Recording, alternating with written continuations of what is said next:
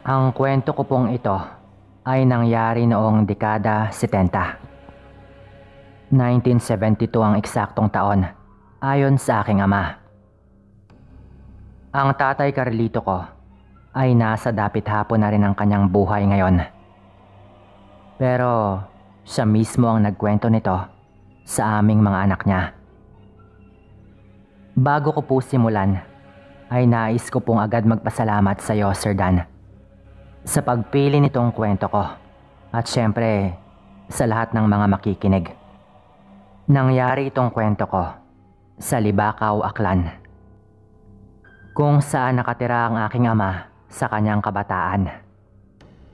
Ayon pa kay tatay, nung panahon daw na ito ay marami pang mga baryo sa lugar nila na maituturing talagang liblib.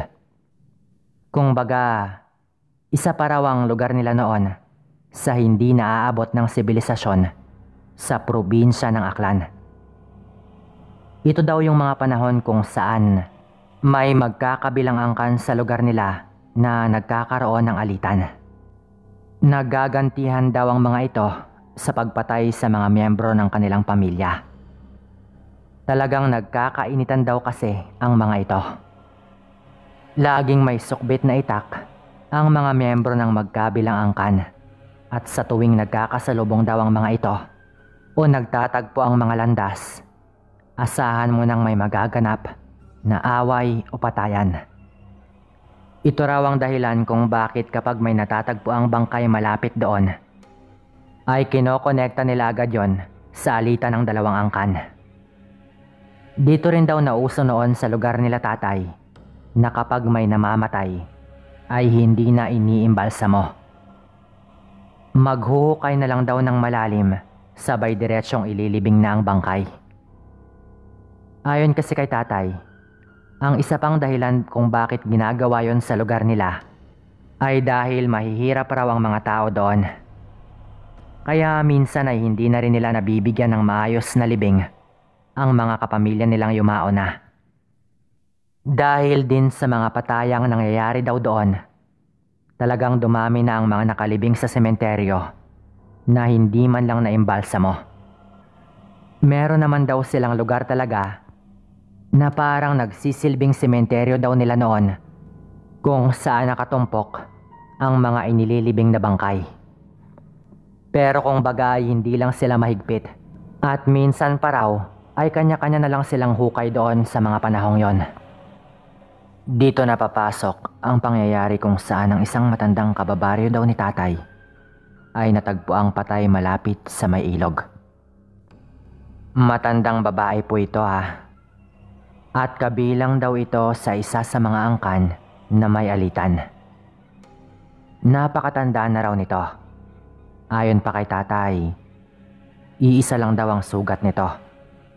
Sa may bandang tiyan raw na parang tinaga ang itsura. Naisip nila na baka nadamay ang matanda sa galit ng kaaway ng kanyang mga kapamilya. Pero nung nandoon na raw ang mga kapamilya ng matanda, parang wala lang daw sa kanila. Narinig pa raw ni tatay na sinisipan ng kanyang mga kapamilya ang matandang namatay dahil bakit pa raw ito lumalabas kahit gabi na. Nagtaka si tatay doon dahil bakit naman lalabas ng bahay ang matanda tapos gabi pa? Sa pagkakaalam nila, hindi na makalakad ng maayos ang matandang yon. Nagtinginan lang daw ang iilang nakarinig nun, kasama na ang tatay ko. Ang ginawa raw ng pamilya ng matanda ay binalot lang daw nila yon ng kumot at sabay binalot ulit ng banig. Tapos binuhat na nila pa uwi. Inilibing daw agad yon kinaumagahan ng sumunod na araw. Bali-balita daw noon sa baryo nila tatay na hindi man lang daw naimbalsamo ang bangkay ng matanda. Siyempre, kinilabutan daw sila tatay. Dahil bukod sa hindi ito inimbalsamo, ay bali-balita din na ang matandang yon ay isang aswang na gabunan doon sa kanilang baryo. Kapag sinabi pong gabunan, ay yung mataas na uri ng aswang na ang sabi nila ay bibihira lang daw kung atakihin ng pagkaaswang. Pero sigurado namang mambibiktima daw talaga. Kung namatay ang matandang yon, malamang walang tumanggap ng kanyang pagkaaswang. Tapos, hindi man lang nila ito binigyan ng maayos na libing. At doon pa raw nila inilibing yon, sa maitaas ng bundok. Doon daw po kasi sa lugar nila tatay ay talagang may mga bundok. Doon din daw madalas na may natatagpo ang bangkay noon. Dito na po nagsimula ang tungkol sa tinatawag nilang amaranhig. At eto na nga, nangangahoy daw noon si tatay kasama ang kanyang pinsan.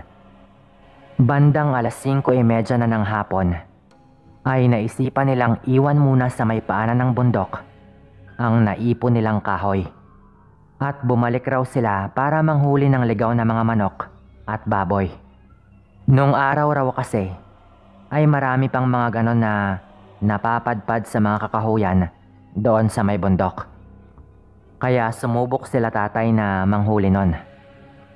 Nakahuli naman daw sila ng ilang manok pero sa daan nila pababa, bigla silang may narinig na ingay. Yung parang mahinang ungol daw. Tapos, yun bang tipong parang tunog ng nagkukumpulang mga langaw sa isang walang buhay na katawan ng hayop. Teka, parang wala naman tayong narinig na ganito nung paakyat tayo ah. Wika daw ng tatay ko noon na medyo kinikilabutan na sa kanilang naririnig. Lalo at medyo lumalakas daw ang angil na naririnig nila. At kahit ang kanilang mga balahibo ay nagtatayuan na. Yun bang tipo na parang nakakaramdam na rin sila ng kakaiba. Ang sabi naman daw ng pinsan ni tatay, na bale tito ko na rin. Diba, dito inilibing yung matandang namatay nung kamakailan lang? Wika pa raw nito.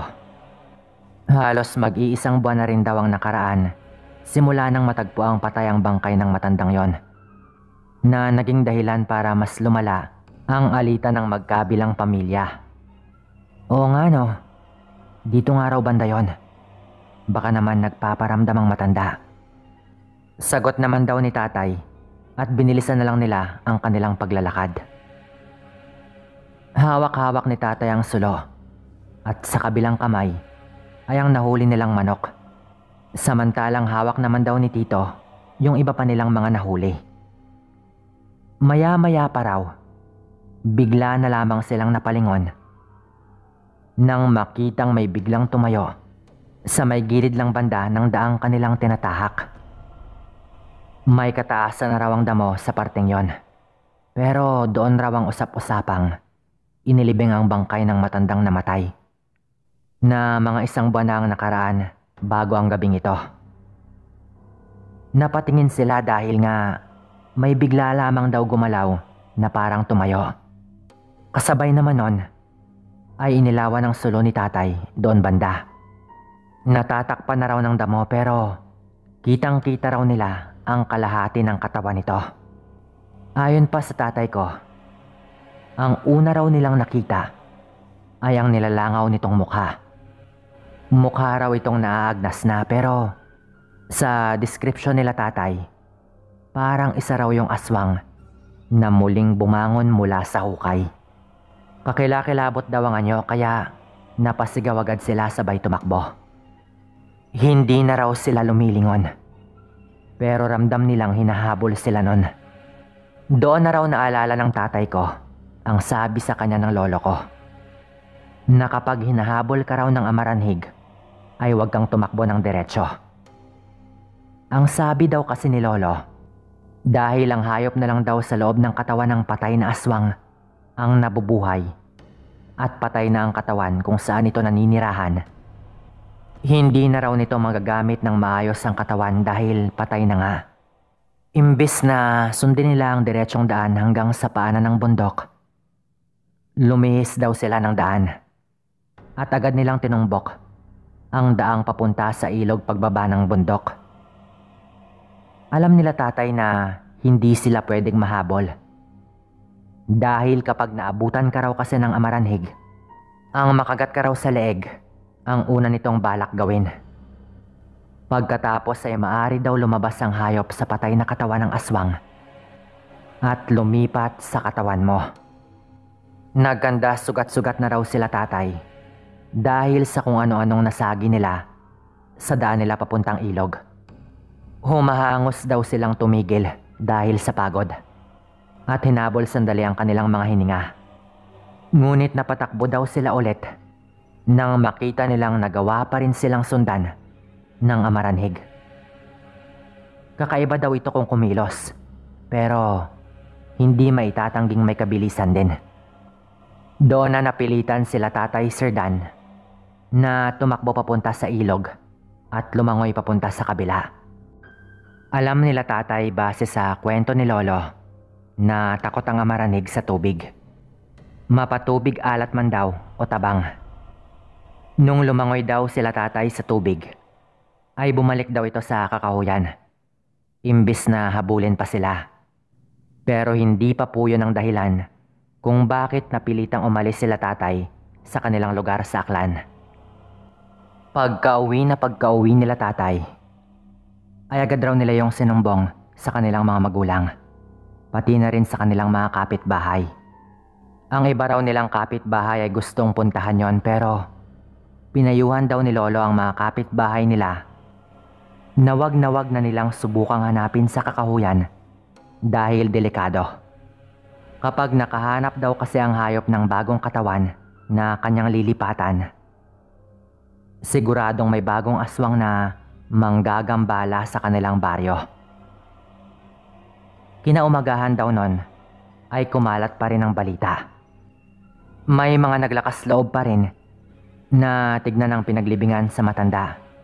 At nagulat din sila dahil yung lupa daw doon ay parang talagang ginalaw. Yun bang tipong parang bagong libing ulit? Samantalang mga isang buwan na ang nakalipas at tinubuan na rin yun ng mga talahib sa parting yon. Pero wala pa rin daw naglakas loob na hukayin talaga ang libingan ng matanda para tignan kung nandoon pa ang bangkay ng matandang yon. Dahil bukod sa takot sila sa amaranhig, takot din sila sa pamilya ng matanda. Dito na rin nagkaproblema si Tito at ang tatay ko dahil sa pagkalat ng balitang yon. 2 araw lang daw ang nakalipas. Bandang 9:00 ng gabi ay nagulat sila Lolo at tatay dahil may kumakatok sa kanilang pinto. Nung pinagbuksan daw ni Lolo, agad raw itong napatras dahil nandoon daw ang kapatid na lalaki ng matandang aswang na inilibing sa may bundok. Nanlilisik raw ang mga mapupulang mata nito. At may kasama raw itong 2 malaking aso na paikot-ikot sa bahay nila tatay. Nais raw nitong makausap si Lolo, ang tatay ko, pati ang aking tito. Kumuha na raw ng itak ang tatay ko noon dahil nga parang harap-harapan na silang tinatakot ng mga ito. Pero pinigilan daw siya ni Lolo na parang hindi na raw nabigla si Lolo. Naaswang rin ang kapatid na lalaki nung matandang inilibing sa may bundok. Ang sabi daw ng matanda, kayang-kaya raw niyang patayin ang tatay ko dahil sa ginawa nilang pagkalat ng balita tungkol doon sa amaranhig. Pero hindi naman daw kasali ang tatay ko sa kanilang kaaway na pamilya. Kaya ang sabi daw nito, bibigyan raw nila ng pagkakataong umalis si tatay at ang tito ko doon sa kanilang baryo. At kapag hindi nila binawi ang kanilang ikinalat na balita, baka matagpuan na lang daw isang umaga na patay na rin ang tatay ko, pati ang tito ko. Ito po ang dahilan noon kung bakit napilitang lumuwas ng Maynila ang tito ko at ang tatay ko. Maging ang kanilang mga nakita ay binawi na rin nila. Ayon pa kay tatay, ang pamilya daw mismo na yon ang gumawa ng paraan para matigil na ang tungkol sa amaranhig. Merong nagsasabing inilipat daw nila sa isa nilang kapamilya ang hayop sa loob ng katawan ng namatay na matanda. Meron din namang nakapagsabi na humingi sila ng tulong sa isang albularyo para patahimikin ang amaranhig. Kung ano ang totoo ay hindi na namin alam. Karamihan din daw sa mga miyembro ng pamilyang yon ay wala na rin sa aklan ngayon. Alam ko pong medyo kakaiba itong kwento ko pero huwag niyo po sanang husgahan ng ganun-ganun lang. Salamat.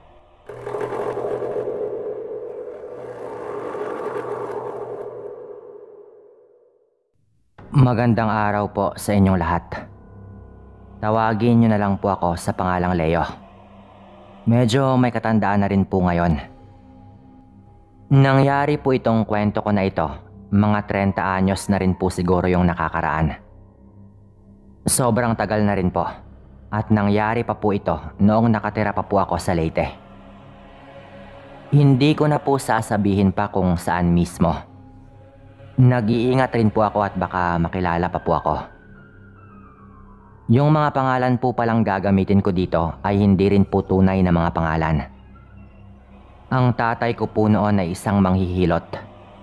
Hindi po yung nagpapaanak Yun po bang nanggagamot ng mga nabalian o mga merong may sakit sa katawan na kayang maibsan ng hilot? Mga ganon po. Parang sa baryo po namin noon, kapag may bata pong nadisgrasya, halimbawa nahulog sa puno, at nagkaproblema po sa buto, halimbawa nawala po sa tamang posisyon, yung tatay ko po agad yung tinatawag. Maliit lang po yung baryo namin kaya lahat po ng mga tao magkakilala lang din po. Yung iba nga po magkakamag-anak lang din po. Tahimik po yung baryo namin. Pero dahil medyo liblib po ito, kaya hindi po maiwasan noon na meron pong kung ano-anong mga kwento na nadidikit po sa baryo namin. Kesyo, paborito daw pong dayuhin ng mga aswang. At marami na rin daw po mismong aswang sa baryo namin. Kami naman po ni tatay ay hindi talaga naniniwala doon. Ang sabi po noon ni tatay, maniniwala lang daw siya kapag siya na mismo yung nakakita. Kaya yun rin po yung pinaninindigan ko noong araw. Isang araw, meron pong pumunta sa bahay namin noon. Magpapahilot daw dahil masakit daw yung likod. Isa po yung matanda na kababaryo din po namin. Pinapasok naman po agad ni tatay para masimulan po niya. Mamasahihin lang po niya yon. Nagkataon po noon na nandun po yung tito ko. Yung tito Romel ko po ay parang kabaliktaran po ng tatay ko. Siya po yung tipong naniniwala talaga sa mga aswang. At meron din po itong mga nalalaman sa mga aswang at sa mga pangontra po dito. Hindi nga po tulad ng tatay ko na hindi talaga naniniwala. Kaya madalas po silang nagkakaroon ng diskusyon kapag tungkol po sa mga aswang yung pinag-uusapan. Nakaupo lang po kami ni tito noon at nagkakape sa may kusina. Nung pumasok na po yung matanda, bigla pong tumabi sa akin mismo yung tito ko. Ang sabi po nito, Leo, mukhang ito na yung tamang pagkakataon para mapaniwala ka sa mga sinasabi ko Bungad pa po nito. Ano? Bakit naman po tito? Tanong ko naman sa kanya.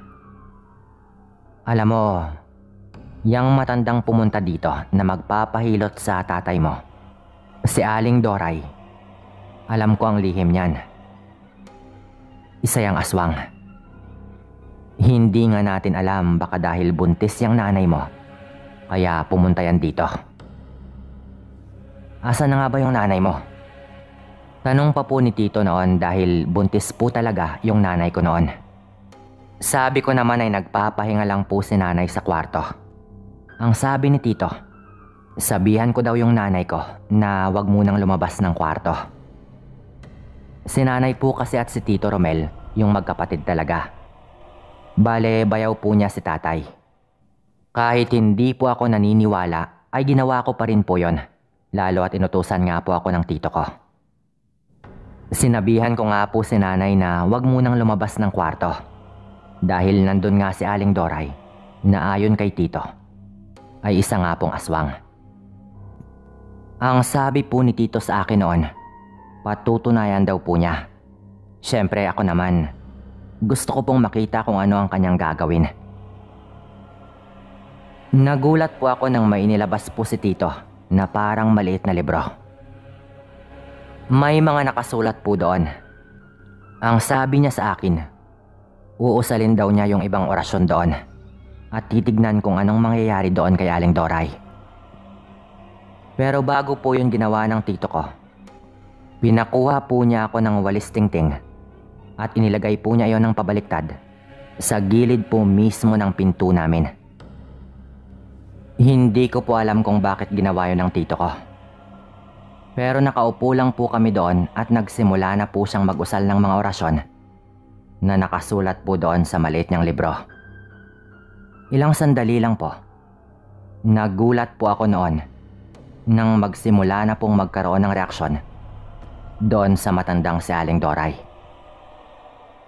Habang minamasahe po ni tatay yung kanyang likod, bigla na lang po itong nagreklamo na parang napakainit daw. Samantalang hindi po talaga mainit ng araw na iyon. Ilang sandali pa ay tumatagaktak na po yung pawis ng matanda. At bigla po itong napatingin doon sa direksyon po namin. Ang sama po ng tingin nito sa tito ko nang makita po nitong may kung ano itong binabasa doon sa libro. Tandaan po natin na hindi porkit kaya mong basahin yung mga salitang Latin doon sa libro ay kaya mo na ring ilabas ang epekto nun sa isang aswang. Hindi po ganon yon. Ang sabi po ni Tito, kung wala ka raw talagang alam at hindi buo yung loob mo, hindi ka makakagamit ng buhay na salita. Dahil hindi raw po yun kakayanin ng katawan mo. Hindi ko alam kung totoo syempre, pero ayoko pong subukan. May preparasyon daw kasi muna para sa mga ganon. Tuloy po tayo. Nung patuloy pong nag-uusal yung tito ko ng orasyon, na ayon sa kanya ay pangtaboy lang daw po na orasyon, bigla pong nagsabi yung matanda na hindi na raw po niya kaya at aalis na lang daw po siya. Nagtaka po yung tatay ko noon at napatingin sa amin. Pero tumayo na po yung matanda at nagpaalalay sa kanyang anak palabas. Kasama po kasi nito yung kanyang anak dahil uugod-ugod na nga po yung matanda. Pero nung malapit na po sila sa pinto, bigla pong tumigil yung matanda. Natigilan po siya habang nakatingin doon sa walis tingting na nilagay po ng tito ko sa may pinto. Nakatayo po yung walis po na iyon ng pabaliktad. Bigla pong napaupo ulit yung matanda na parang ayaw po nitong lumabas. Nakita ko po talaga yung ngiti po ng tito ko noon. Sabi ko naman sa'yo, hindi makakalabas yung matanda na yan hanggat hindi ko baliktarin yung walis. Sabi pa po ni tito noon. Aling Doray, akala ko po ba uuwi na po kayo? Wika pa po ng tito ko noon habang nagpapawis na po yung matanda. Kahit yung tatay ko po noon nagsimula na pong magtaka sa mga ikinikilos po ng matanda. May ibinulong po yung matanda sa kanyang anak. Tapos, tumayo po yung kanyang anak na babae at akmang kukunin po sana yung walis sa may pinto. Pero agad na pong nagsalita si Tito. Teka, kahit tanggalin pa po yan ng anak mo, hindi ka pa rin po makakalabas dito. Dahil ako lang po dapat yung magbaliktad ng walis. Alam niyo po, Aling Doray, na bago po yan gumana sa inyo, dapat kargahan ko rin po ng konting orasyon pagkatapos kong ilagay ng pabaliktad yung walis tingting sa pinto. Hindi po kayo makalabas, no? Dahil isa kang aswang. Direktang paratang pa po noon ng tito ko, na ikinagalit po ng matanda at ng anak nito syempre. Pero hinamon po siya ni tito kung kaya ba talaga niyang lumabas ng bahay at wala pong nagawa yung matanda. Doon na po ako bumilib kay Tito noon, na totoo nga po talaga na meron siyang alam na mga orasyon at totoo ngang merong aswang. Base doon sa mga nangyayari. Sino bang pinunta nyo dito? Yung ate kong buntis, tama? Wika pa po ni Tito sa matanda, na noon ay nakayuko na lang po at hindi na sumasagot. Na parang inamin na rin po niya na totoo po yung lahat ng mga sinasabi ni Tito. Alam mo, Bayaw, itong sinasabi ko sa'yo, na ingatan mo yung ate ko. Maraming aswang dito. Gaya na lang nitong si Aling Doray. Kung nagkataong wala ako dito, baka pasimple ng mga aswang sa ate ko yung matandang ito. Sabi pa nga po ng tito ko sa tatay ko na noon ay hindi rin po alam ang nangyayari. Pagkatapos po nun ay naglakad po si Tito papunta sa pinto. At siya nga po mismo yung nagbaliktad ng walis.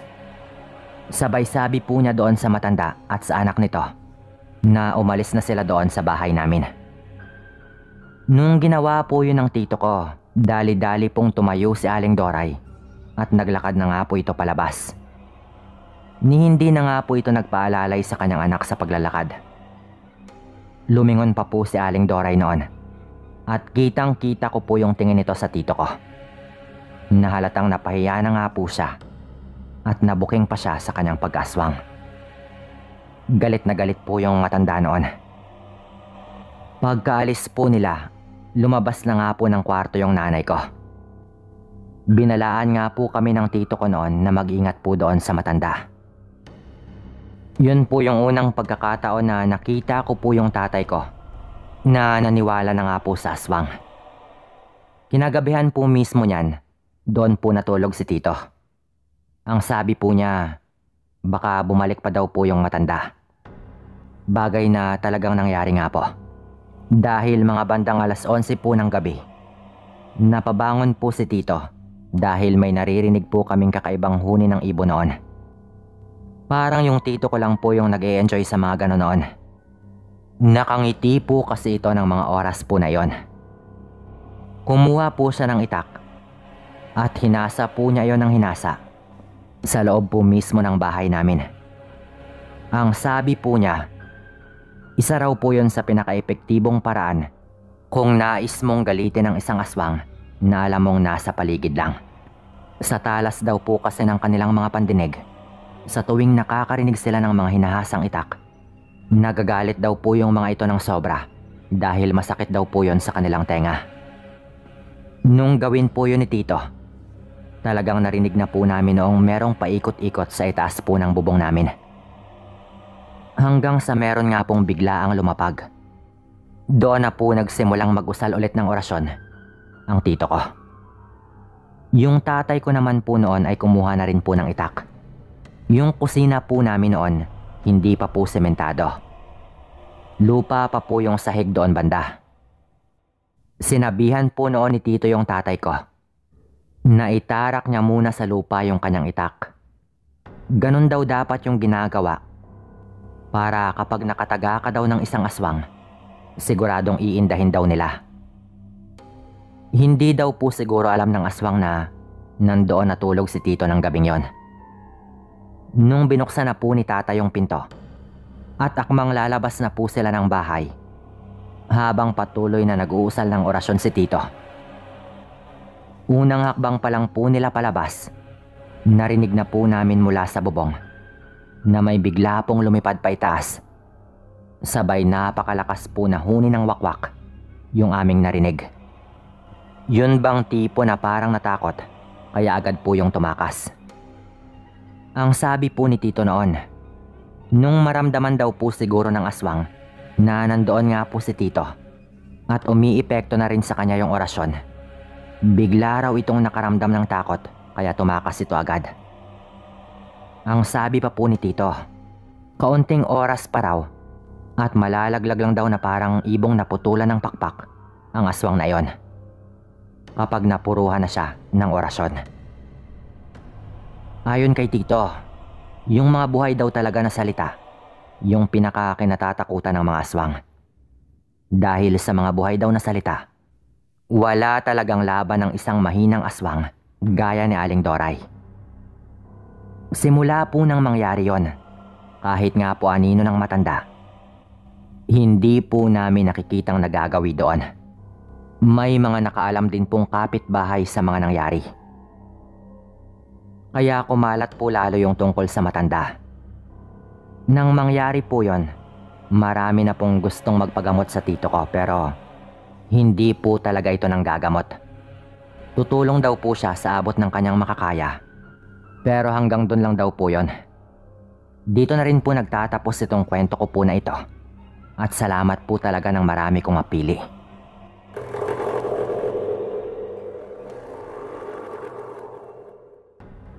Ang sabi ng iba, kalokohan lang daw yung mga aswang. Gawa-gawa lang daw. Siguro yung ibang kwento baka nga. Pero hindi ibig sabihin nun na hindi talaga totoo ang mga aswang. Dahil totoo sila. At nariyan lamang sila, nag-aantay ng pagkakataong umatake at makapangbiktima. Kapag nakursunadahan nila, hindi nila yan palalagpasin. Isa na ako sa magpapatunay na meron ding naranasan tungkol sa mga aswang. Tawagin pala ninyo ako sa pangalang Jaime, taga Masbate, at bago lang rin halos na tagapakinig. Ang kwentong ito ay nangyari pa noong ako ay nasa 14 na taong gulang pa lamang. Nakatira kami noon sa isang liblib na baryo dito sa Masbate. Bago pa kami nakabili ng lupa at nakalipat. Ako ay solong anak lang din dahil nagpalaygate na yung nanay ko pagkatapos akong may panganak. Dahil nung nanganak ito sa akin, ay muntik na nga siyang mamatay. Sa totoo lang, pinapili na raw yung tatay ko noon kung sino sa amin ni nanay ang isasalba. Pero hindi siya pumili at pinapilit niyang isalba kami pareho ng nanay ko. At yung nanay ko nga, yung mas kamuntikan ng mamatay dahil kahit nagawa naman akong mairaos na ilabas, ay nagkaroon pa rin ng mga komplikasyon. Pero naayos naman po lahat yon. Kaya gano'n na lang yung pag-iingat nila sa akin nung bata pa ako. Kahit nitong mga 14 na nga ako. Medyo liblib talaga yung lugar kung saan kami nakatira noon. Na kahit sa pagpunta sa trabaho ay nahihirapan sila nanay dahil wala masyadong masakyan. Yung bahay namin ay simple lang. Lalo at hindi naman kami pwedeng magpagawa ng bahay na bato dahil hindi amin yung lupa. Namimilit na yung lola Inday ko noon, yung nanay ng nanay ko, na doon na lang kami magpatayo ng bahay sa kanilang tabi. Dahil sa bayan sila nakatira. Para daw hindi na kami mahirapan pa. Pero ayaw din talaga ng nanay ko. Lalo at 5 silang magkakapatid. Nakakahiya naman daw na sa kanilang 5, siya pa yung magpapatayo ng bahay doon sa espasyong natira sa lupang kinatatayuan din ng bahay nila lola. Baka maging problema pa daw sa huli kapag nagkahatian na sila sa lupa. Alam naman ninyo kapag usapang lupa, talagang nag-aaway kahit magpamilya. Kaya hindi pa rin kami umalis sa baryo namin. Bagay na sa tingin ko ay pinagsisihan ng mga magulang ko. Dahil may mga nangyaring hindi namin inakala.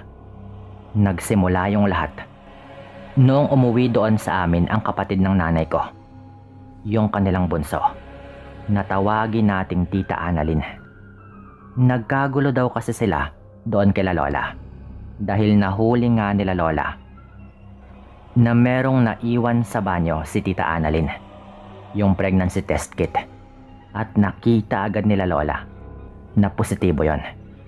Kaya nalaman nila na nagdadalang tao yung tita ko. 1 taon na lang sana at magtatapos na ito sa kolehiyo. Kaya gano'n na lang yung galit nila lola at lolo at pinalayas nga nila si Tita Annalyn. Walang matakbuhan yung tita ko noon dahil yung iba pa nilang mga kapatid ay medyo malayo na at ang iba ay medyo magulo din yung buhay. Kaya kay nanay nga ito tumakbo. Nagalit din yung nanay ko syempre. Lalo at hindi nga kami lumipat doon banda kila lola dahil umiiwas kami sa gulo. Tapos biglang magulo pa rin pala. Tinanong ni nanay kung ilang buwan na at 2 buwan na raw pala. Nagmamakaawa yung tita ko noon. Nahayaan muna namin siyang tumira sa amin. Kaya ano pa bang gagawin ng nanay ko kundi tulungan ito? Hindi pa raw siya handa na magkaanak. Kaya iniisip rin daw niya sana na ipalaglag pero hindi pumayag yung nanay ko at nagkaroon sila ng kasunduan. Kapag naipanganak na raw yung bata, aampunin namin yung bata na talagang sa pangalan ni nanay at ni tatay. Pumayag naman yung tita ko. Ako naman ay natuwa rin dahil parang nagkaroon na rin ako ng kapatid kapag ganon. Ngunit mga 2 buwan pa ang lumipas. Medyo lumalaki na rin yung tiyan ng tita ko. Doon na nga nagsimula ang mga ingay sa labas ng bahay tuwing gabi.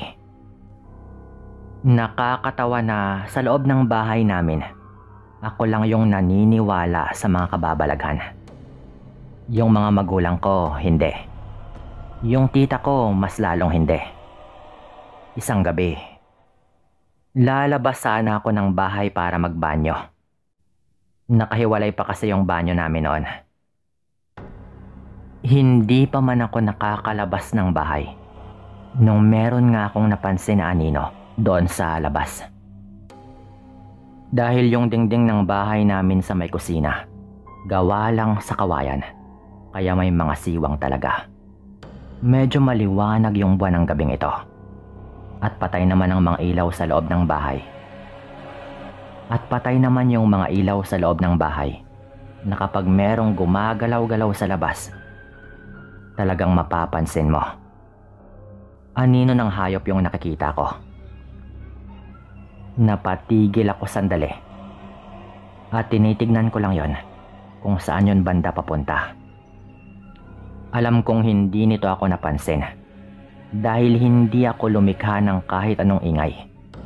Dahil napansin ko na nga ito agad bago pa ako makalapit sa may pinto. Umikot po yon, Sir Dan. Papunta doon sa may kwarto ng tita ko.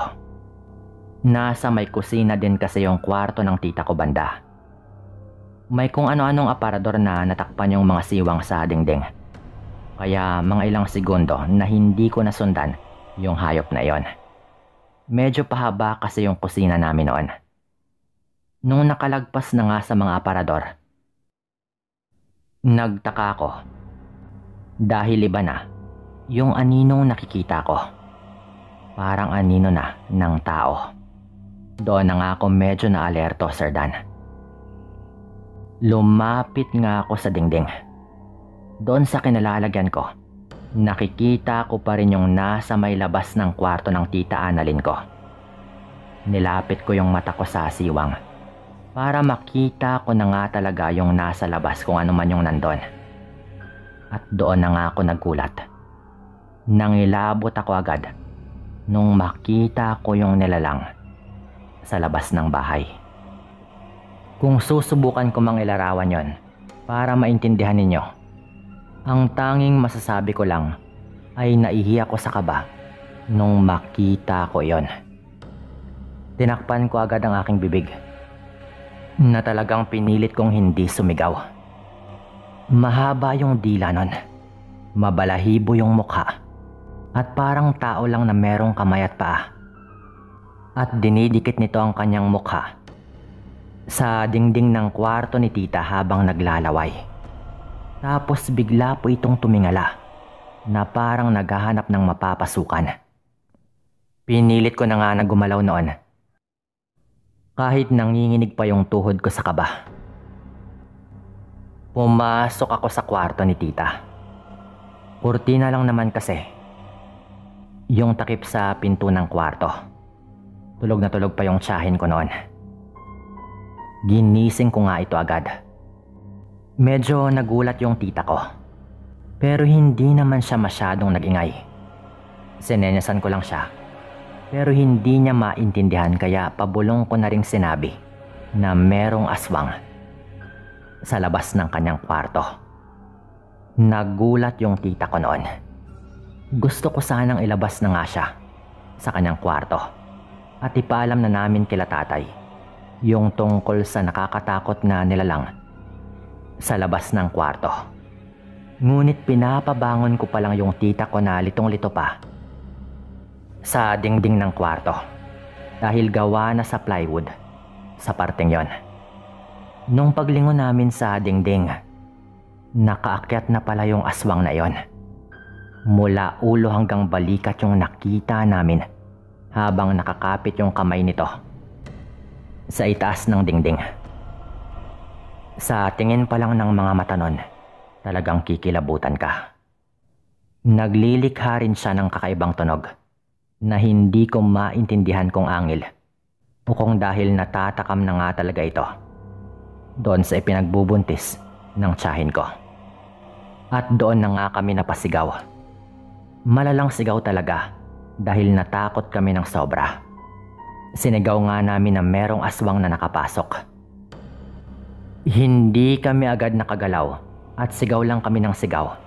Pero nung pumasok na po ito sa bahay, doon na nga kami napatakbo. Tama kayo nang narinig. Pumasok talaga yon sa bahay namin. Dahil walang kisame, kaya talagang makakapasok ka mula sa gilid. Paglabas po namin ng kwarto,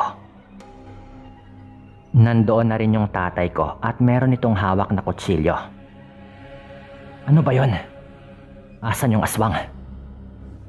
Sabi ng tatay ko noon, sabay pasok sa kwarto ni tita. Sumunod din kami noon. Ang agresibo lang talaga noon na hindi pa rin yon tumatakas. Pagpasok po ng tatay ko sa kwarto, nasa may pinto pa lang ito banda ng kwarto habang kami ay nasa labas naman ng kwarto. Nung biglang natumba yung tatay ko, pabalik po doon sa labas. Dinumog siya bigla ng aswang na iyon. Talagang dinumog siya nun na parang gusto siya nitong sakalin o patayin. Dahil sa pagkatumba, nabitawan ng tatay ko yung kutsilyo. Anak, yung kutsilyo! Sigaw pa ng tatay ko noon. Pero hindi nga ako nakagalaw dahil sa kaba. Talagang natigilan po ako noon. Nagulat na lang ako nung sa likod namin ay biglang may tumakbo. Sabay merong isinaboy. Nung lumingon po ako, yung nanay ko yon. Bitawan mo siyang aswang ka. Bitawan mo siya. Sigaw ng nanay ko noon. May hawak siyang maliit na garapon na yung lalagyan nga namin ng asin. Naalala kong naroon lang yon sa sala dahil nung hapon bago yung gabing yon, kumain pa kami ng hilaw na mangga. Malamang ay naalala yun ng nanay ko, kaya nung magising ito, ayun agad ang kanyang unang naisip. Yun yung kanyang ipinangsaboy. Doon pa lang talaga ako nakakita na umiepekto nga yung asin. Tinatakpan ng aswang yung kanyang mukha na parang nasunog po yung balat nito dahil sa ginawa ng nanay ko. Doon na nga siya tinulak ng tatay ko sabay pulot ng kutsilyo. Sumisigaw yung aswang na yon dahil talagang nasaktan yon sa ginawang pagsaboy sa kanya ng asin ng nanay ko. Nakuha nga ni tatay yung kutsilyo at ginamit niya yon doon sa aswang. Inabot niya po yon sa mukha. Na lumapit pa siya para tulungan sana yung tatay ko doon sa aswang na yon. Pero mabilisan na ngang tumakbo sa dingding yung aswang noon sabay umakyat at tumalon palabas. Hindi ko alam kung guni-guni ko lang ba. Pero parang umuusok talaga yung katawan ng aswang sa bawat pagtama ng asin sa kanyang balat. Nasasaktan talaga siya na parang nasusunog nga yung kanyang balat. Kumuha yung tatay ko ng itak at lumabas. Hinabol pa po sana ni tatay pero mabilis na yung nakatakas. May mga konting galos lang yung tatay ko noon. Kinabukasan, kumalat po agad yung nangyari na yon dahil sinabi nga agad nila nanay sa ibang kababaryo para mag-ingat din yung mga ito tuwing gabi. Pero may nangyari pang gumulat sa amin. Bandang hapon na nga rin kinabukasan. Pumunta yung dating nobyo ni Tita Annalyn sa bahay namin. Ito nga yung dati niyang nobyo na nakabuntis sa kanya. Alam naman naming wala na sila. Dahil niloko nga rin daw siya at ang sabi ng tita ko, ayaw din daw nitong panagutan yung bata. Tawagin natin siyang Edwin at kababaryo din po namin ito. Ang sabi nito, may mahalaga daw siyang sasabihin sa amin. Kagabi daw kasi, umuwi daw yung kanyang lola na meron ng mga sugat. Meron din daw hiwa sa kanyang mukha. Hindi man daw inamin ng kanyang lola, pero duda daw sila ng kanyang mga magulang na siya nga yung pumunta sa bahay namin. Lalo na nga nung marinig daw nila ang balita na inatake kami ng aswang at pati na rin yung iba pang mga detalye sa nangyari. Matagal na rin daw kasi nilang alam yung pagkatao ng kanyang lola. Parang tugmang-tugma daw talaga sa narinig nilang nangyari mula nga mismo kila nanay. Sinabi daw po nito iyon sa amin para mag-ingat daw kami sa kanyang lola. Ayon pa kay Edwin, gabunan daw yung kanyang lola. At isang pagkakataon lang daw sa isang taon kung atakihin ito ng pagkaaswang na hindi niya talaga mapigil. Pero sigurado raw na may bibiktimahin kahit sarili pa niyang apo. Lalo at galit daw ito kay Tita Annalyn. Dahil wala ngang balak si tita na ipakilala sa pamilya ni Edwin ang kanyang anak. At ipapaampon na nga rin niya ito sa nanay ko. Total, ayaw din naman ni Edwin na panagutan.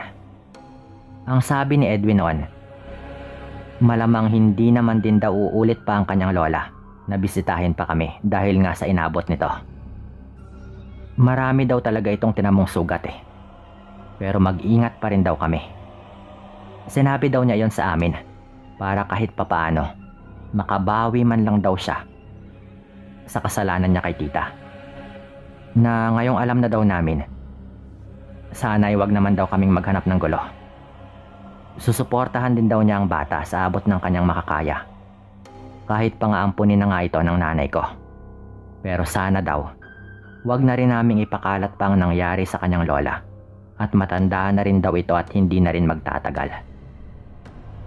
Simula naman po noon, hindi na rin nagparamdam ang aswang na iyon. Mukhang nahalata na rin kasi nito na alam na namin ang tungkol sa kanyang pagkatao. At malamang ay nadala rin ito dahil nagawa rin namin siyang saktan ng gabing yon. Kung itak lang yung hawak ng tatay ko noon, baka nga napatay pa yung matanda na yon Tinupad naman ni Edwin ang kanyang mga sinabi. Sinuportahan niya naman yung bata sa abot ng kanyang makakaya. Nung namatay na nga yung kanyang lola, tinanong pa ni tita noon kung sino ba yung nagmana, pero sabi ni Edwin ay wala raw. Inilibing na lang daw nila yung matanda na yung katawan daw nito ay nakataob sa kanyang kabaong dahil yun daw yung turo ng albularyo kapag namatay daw yung aswang na walang nagmana.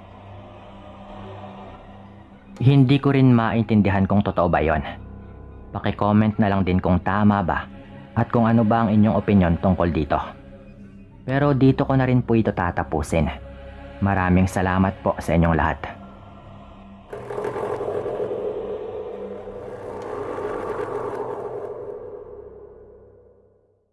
Kapag usapang aswang, meron akong iisang karanasan na bihira ko lang ibahagi sa ibang tao.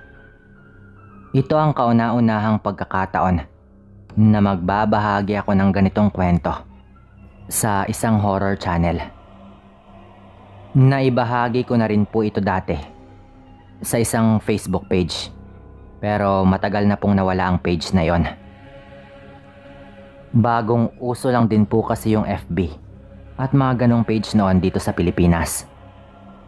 Matagal na po akong tagapakinig sa iba't ibang YouTube channel na kagaya po ng sa inyo. Pero dito ko po napiling ipadala itong aking kwento. Dahil bukod sa nakapagpadala na rin po dito ng kwento ang barkada ko na napili rin po ninyo, simple lang po kasi ang atake ng mga kwento dito. Hindi po komplikado at nakaka-relate po ang mga kagaya ko. Noong kabataan ko, mga 16 o 17 taong gulang yata ako noon. Tuwing market day po sa lugar namin sa Iloilo, naglalatag po kami ni Tito ng kanyang mga itinitindang itak at mga patalim. Siya po mismo yung gumagawa noon.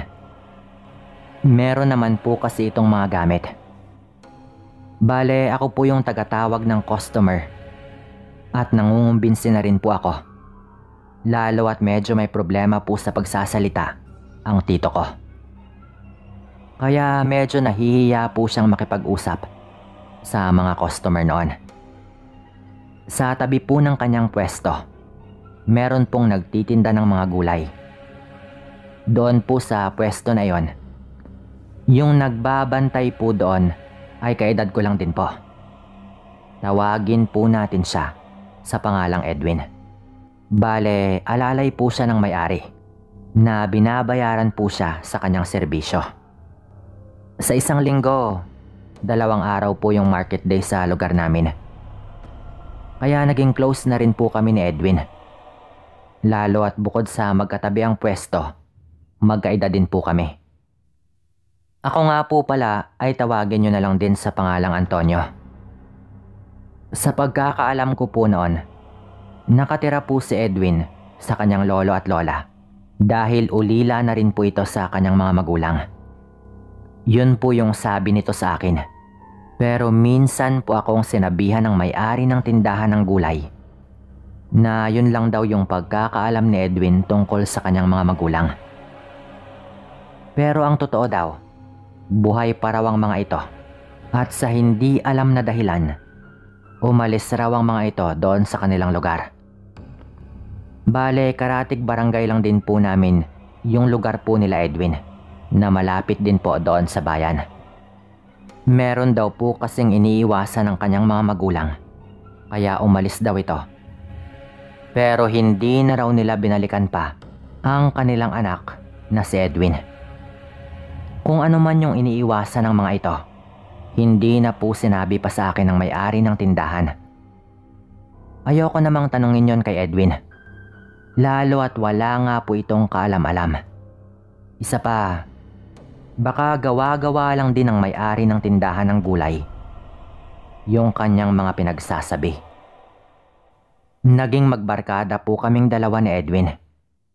Yung tipong parang magkapatid na po yung turingan po namin.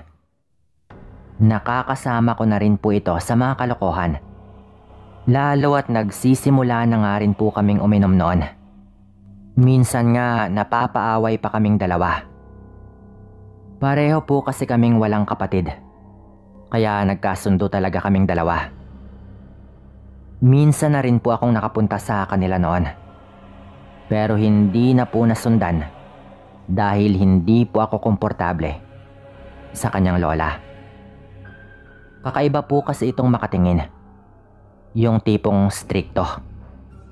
Nahalatang parang ayaw nilang magkaroon ng kaibigan ang kanilang apo. Ganon din po yung sabi sa akin ni Edwin tungkol sa kanyang lola. Kaya hindi na rin po ako nabigla. Isang araw po noon, biglaan na lang po na hindi na pumupunta doon sa tindahan si Edwin. Ang sabi po ng may-ari, hindi rin daw nagpaalam sa kanya. Hanggang sa lumipas po ang mga araw. At nasundan pa po yon. Tulad ng sabi ko, 2 araw sa isang linggo yung market day doon sa lugar namin. At sa loob po ng 1 buwan, hindi na pumasok pa si Edwin bilang alalay ng tindahan. Kaya kumuha na po ng iba yung may-ari. Wala pa pong cellphone noon. Black and white pa nga po yung TV noon. Kaya wala rin po talagang paraan para matanong ko po sa kanya kung ano nga ba ang nangyari. Iisa na lang po talaga yung paraan noon. Yun ay ang puntahan ko mismo sa kanila doon sa kabilang baryo.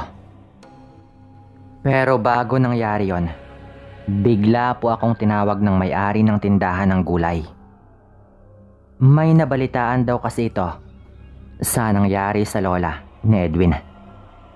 Ang sabi nito, namatay na daw pala ang lola ni Edwin. Biglaan lang daw yon dahil aksidente daw na nabaril. Pero maugong daw ang mga usap-usapan noon na hindi talaga aksidente ang nangyari doon. Doon daw sa kabilang baryo na baril yung matanda.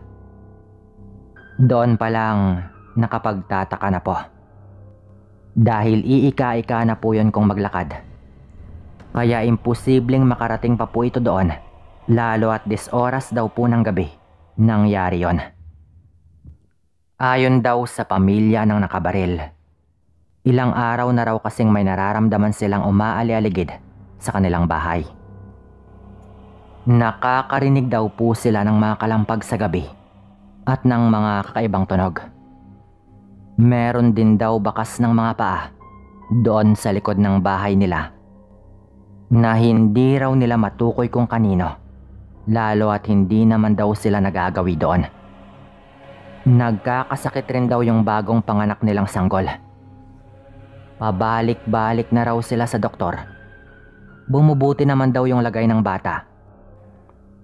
Tapos pagkalipas lang daw ng ilang oras, magkakasakit daw ulit.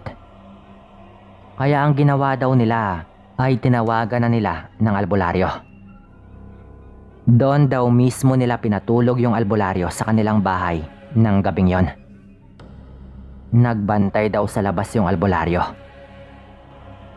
At nung umiiyak na naman daw yung bata, nakita daw mismo ng tatay ng bata at ng albularyo na merong tumalon sa bubong ng bahay at gumapang daw doon sa itaas ng bubong.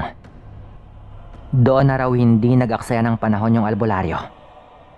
At meron daw itong mga sinisigaw daw na orasyon na nung ginawa daw niya iyon, nagmadali daw na tumalon yung aswang paibaba. Nahalatang natakot daw yon sa albularyo. At doon na raw ito sinalubong ng baril ng tatay ng bata. Ilang beses din daw itong nagpaputok. Nung tinamaan daw yon, parang hayop lang daw yung nangisay at hindi na raw makagalaw sa patuloy na pag-uusal ng albularyo ng orasyon. Nung magbalik daw sa normal, isang matandang babae daw na hindi nila kilala. Walang iba raw yon, kundi ang lola ni Edwin. Talagang tutuluyan na raw sana yon ng tatay ng bata at ng albularyo. Pero umiiyak daw yung matanda. At nagmamakaawa na hayaan na lang siyang makauwi sa kanila. Lalo at malubhaan ng araw ang lagay nito na halatang hindi na rin makakaligtas. Naawa daw sa kanya yung tatay ng bata. Kaya hinayaan na lang daw nila itong makauwi. At ang kapalit daw nun, hindi na maghahabol pa ang matanda para panagutin sa batas yung nakabaril sa kanya. Nakauwi pa daw talaga yung lola ni Edwin bago nga ito namatay. At ang pinakamahalagang detalye sa lahat, nagawa pa raw nitong ipasa ang kanyang pagkaswang. Walang iba kundi kay Edwin. Yun daw yung kumakalat na balita noon. Kaya sinabi nilang nagkakasakit na raw ang kaibigan ko. Nung marinig ko po yon, hindi man po ako makapaniwala sa mga nalaman ko. Kailangan ko yung alamin mismo nang malaman ko talaga ang totoong dahilan kung bakit bigla na lang nawala si Edwin. Ang sabi ko po noon sa sarili ko, kinabukasan ay pupuntahan ko agad. May pasok pa po ako noon sa eskwela. Kaya pagkagaling ko po doon, ginawa ko na agad ang aking mga obligasyon. Pinakain ko na po agad yung mga alaga naming manok.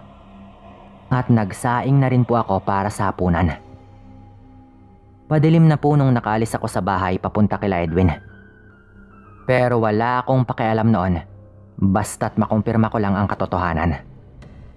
Madilim na rin po noon nung dumating po ako sa kanila. Kumatok po ako noon ng makailang beses. May naririnig po akong boses sa loob, pero wala pong sumasagot sa akin. Nung nagpakilala po ako, narinig ko ang boses ni Edwin na parang hinang-hina na po. Maya-maya pa ay binuksan na nga po ng lolo nito yung pinto. Pagpasok ko po, syempre, agad ko pong hinanap si Edwin. Pero ang sabi po ng kanyang lolo, may sakit daw ito at ayaw daw nitong makita ko siya sa kanyang kalagayan. Pero nagpumilit po talaga ako noon, Sir Dan. Dali-dali po akong pumasok sa kwarto at doon na po tumambad sa akin ang bagay na hindi ko talaga inaasahan. Nakaratay po si Edwin sa isang higaan. Pumayat po ito.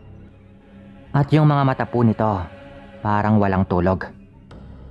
Ang pinagtataka ko po noon, nakatali po yung kanyang dalawang kamay sa kanyang higaan.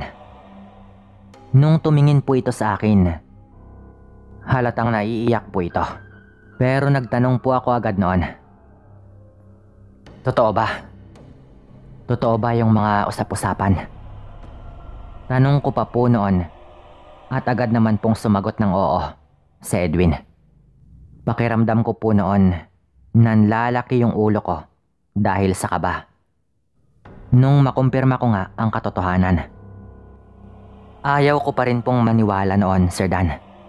Kaya ang ginawa po ng lolo ni Edwin, may kinuha po siyang parang planggana na merong lamang sugatang manok.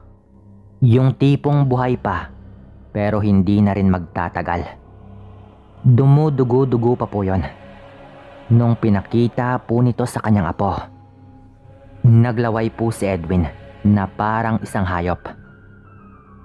Bigla pong nanlisik yung mga mata po nito na talagang parang natatakam po ng sobra at nagmamakaawang ilayo sa kanya yung hayop na yon dahil baka hindi raw siya makapagpigil.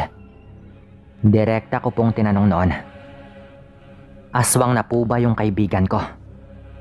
Tanong ko pa. At sinagot naman po yun kaagad ng oo ng lolo ni Edwin. Nung sabihin pa po nito na isa rin daw siyang aswang pero hindi daw siya tulad ng kanyang asawa, napabunot po ako ng dala kong patalim noon. Pero mahinahon po akong sinabihan ni Edwin na wag daw mag-alala at hindi ako sasaktan ng kanyang lolo. Bakit ba hindi nyo ipinagamot ang apo ninyo? Tanong ko pa po noon sa kanyang lolo. Huli na ang lahat. Ilang beses nang kumain ng hayop ang apo ko. Hindi hiyang ang kanyang katawan sa ipinasa sa kanya ng kanyang lola. Sa totoo lang, wala ako dito ng gabing yon. Dahil binisita ko ang aking kapatid sa kabilang baryo. Pagdating ko dito, naipasa na sa kanya. Siguro naawa din si Edwin dahil magdurusa pa ang kanyang lola sa labis na sakit ng mga ilang oras o baka abutin pa ng ilang araw bago ito mamatay hanggat hindi pa niya naipapasa ang kanyang pag-aswang. Akala ko naman masasanay ang katawan niya sa oras na makakain siya ng hayop, kaya hinayaan ko din. Pero batang-bata pa ang apo ko. Hindi talaga kinaya ng kanyang katawan. Paliwanag pa po noon ng matanda habang si Edwin ay hindi na po nagsasalita at hinang-hina na po ito. Pinaalis na rin po nila ako noon. Nagpasalamat pa po si Edwin sa akin at ang sabi po nito, mas pipiliin pa daw niyang mamatay na lang kaysa maging ganap na aswang. Nabigla lang din daw siya nung ipinasa sa kanya ng kanyang lola. Sa sandali po na yon, Sir Dan, medyo nawawala na po sa kanyang sarili si Edwin. Yung mga ugat po nito sa kanyang mukha, talagang kitang-kita po. At hindi talaga niya napipigilan yung kanyang paglalaway. Dahil po doon ay pinalabas na nga po ako ng kanyang lolo. Hindi ko po alam ang mararamdaman ko noon. Paglabas ko po ng bahay nila, tumakbo na lang po ako agad pauwi. Sa isip ko po noon, rerespetuhin ko na lang ang kagustuhan ni Edwin na mamatay na lang kung yun na lang din yung paraan. Kaysa naman makapaminsala pa ito. Ilang araw lang po pagkatapos noon, nabalitaan kong namatay na nga po ang kaibigan ko. Nilibing daw po ito agad. Hindi na po ako nagpunta sa libing. Ito po yung kwento tungkol sa malagim na sinapit ng kaibigan ko. At patunay po ito na hindi lahat ng pinapasahan ay nahihiyang ang katawan. Merong mga taong hindi kinakaya ang ibinibigay na pag-aswang sa kanila. Lalo na po kung bata pa, kagaya ng kaibigan ko. Ni minsan po, wala po akong pinagkwentuhan na taga sa amin tungkol dito. Napakatagal na rin po ng panahon nang mangyari ito. Sana ay nasa maayos po itong kalagayan. Hanggang dito na lang po at maraming salamat.